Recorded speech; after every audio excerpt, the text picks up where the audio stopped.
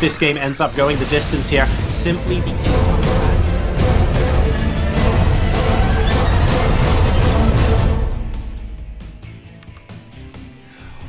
Welcome to Overgrowth. We're in the top right position, spawning as the yellow Zerg player representing mYinsanity.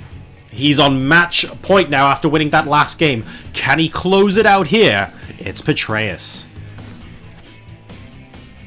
His opponent spawning in the bottom left-hand position as the green Terran player. Currently teamless, but showing us some fantastic games this evening.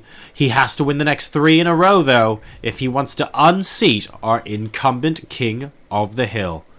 Let's see if he can do it. It's Major.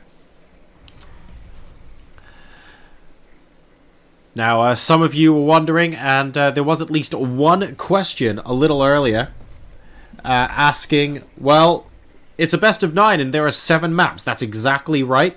After map 7, if maps 8 and 9 are required, we get to a situation where the players do a fresh round of vetoes and 3 maps, so vetoing down to 3, will be chosen for games 8 and 9. Just keeps things a little bit fresher, and also means the players can focus on the maps they most care about going into the final couple of crunch games. That's only required, though, if Major wins this game, because Petraeus now is a game away from taking it all. And let's see if he can build on that lead to close it out now. Major looking pretty determined, though. He's gone back to his barracks, followed by the refinery here. Let's spot and see if he's going back to the Reaper openings. He hasn't had that much success with stuff he's killed. I think he's opened Reaper 3 times and managed to kill 1 drone. Petraeus isn't too phased by that kind of play, but it is in fact going to be a Reaper. So it's not going for 2 Marines and then a refinery or something like that. It will be this style of play. Let's see if it's able to pay dividends for him here on Overgrowth. This Overlord's going straight, making a beeline for the natural expansion. We'll be able to spot that it didn't get put down first. And certainly didn't get put down after a gasless barracks, so should be able to see that soon-ish as well.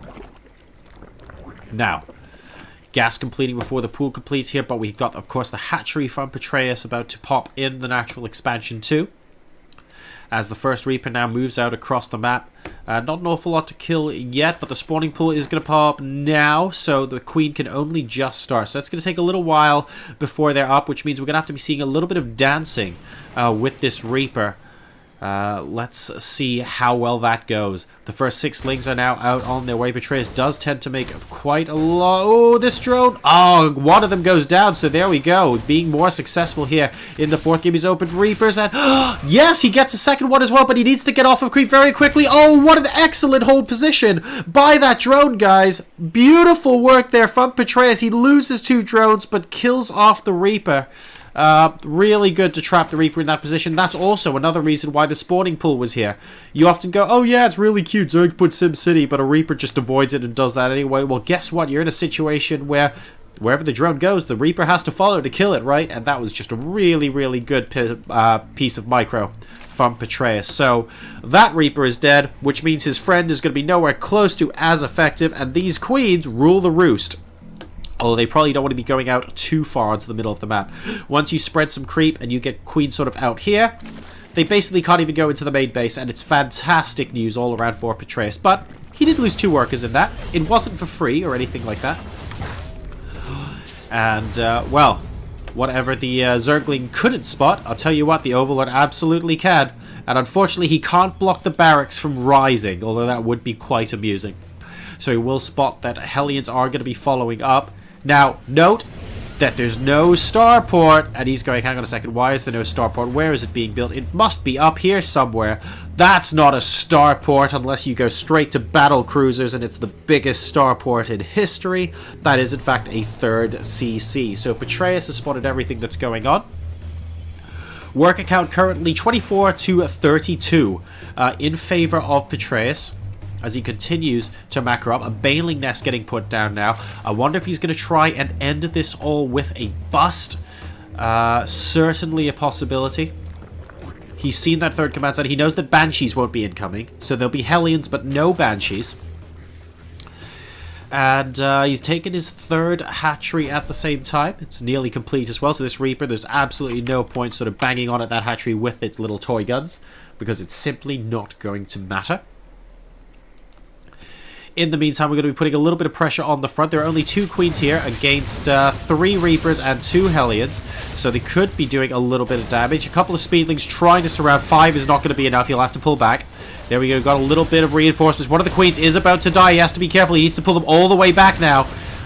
Good transfuse, actually. Able to keep another lease of life. We really need a 3rd Queen out here, because as this army grows, for our Terran players, it's going to become increasingly difficult for Petraeus to hold when there's no SimCity here and it's just wide open outside on the ramp. The AoE damage from these Hellions is substantial. One of them does go down. That's an important pick-off. And one of the Queens now continuing to be targeted down. Here comes Queen number 3. Oh, and that Queen, well, at least she's going into retirement. She's going to be moving back, I presume, into the main base. No, it's going to be the Natural with 10 hit points. And these 3 are going to be taking over defensive duties. Number of workers killed this game, guys. Still only the 2-0. The 2 that Major killed early on. 1-1 now starting from the evolution chamber that is forming part of the wall at the natural expansion. Interesting that he's forcing his opponent to go this way, because potentially he's saying, why don't you go up the ramp into my main? But maybe it's because he's got something planned for there. Normally they try and force your opponent to go all the way around the natural. But it also makes it harder for reinforcements to come out as well. So it kind of works in both pros and cons. The army once again trying to come around the 3rd base location, unable to do so, as the troop of Queens now, and as quite a lot of them on the field right now, are protecting all manner of entry points into the bases.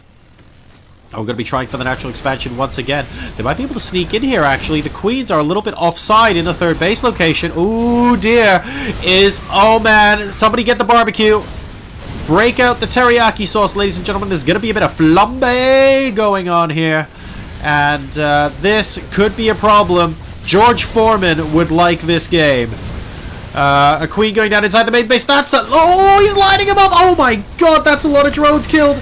That's a lot of drones killed. That's 19 and counting. And this army can still continue to chase. Yes, the Queens are doing a lot of damage. Okay, the Zerglings are trying to put a stop to that, and for a large part they will. They need to block. They know they're dying. No, GG, it's not going to be enough. Oh, man, oh, man, oh, man. And we are in a 4-3 situation, ladies and gentlemen. Major stays alive for another game. Can he reverse sweep and come back and beat Petraeus 5-4? That was game 7. Petraeus now leads 4 games to 3.